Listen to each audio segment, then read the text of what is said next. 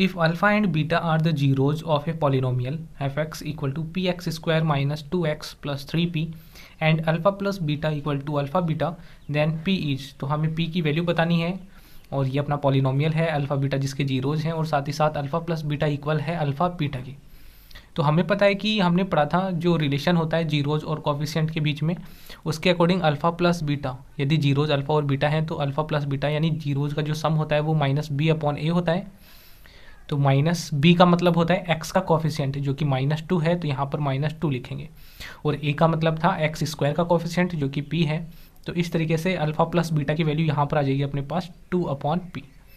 इसी तरीके से अल्फ़ा डॉट बीटा यानी जीरोज का जो प्रोडक्ट है वो होता है सी अपॉन ए के इक्वल। तो यहाँ पे सी का मतलब होता है कांस्टेंट टर्म जो कि इसमें 3p है, और अपॉन में ए का मतलब एक्स स्क्वायर का कोफिशिएंट जो कि p है। तो p से p कैंसिल हो गया, बच गया 3।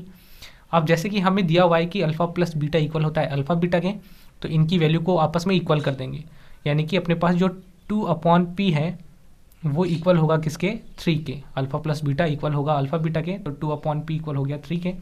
अब इसको p को इधर मल्टीप्लाई में ले आएंगे, तो 2 इक्वल टू 3 इंटू पी। तो हमें p की वैल्यू चाहिए तो 3 को इधर डिवाइड के अंदर सेंड कर देंगे, तो इधर आ गया 2 अपॉन 3। या यहाँ से सीधे आपको पता है कि p को इधर भेज दो, 3 को अपॉन में ले आओ, तो p की वैल्यू कितनी आ जाएगी, 2 अपॉन 3। तो बी इसमें करेक्ट ऑप्शन है। तो उम्मीद आप लोगों को अच्छे से ये क्वेश्चन समझ में आ गया होगा। तो मिलते हैं नेक्स्ट वीडियो के अंदर। Thank you.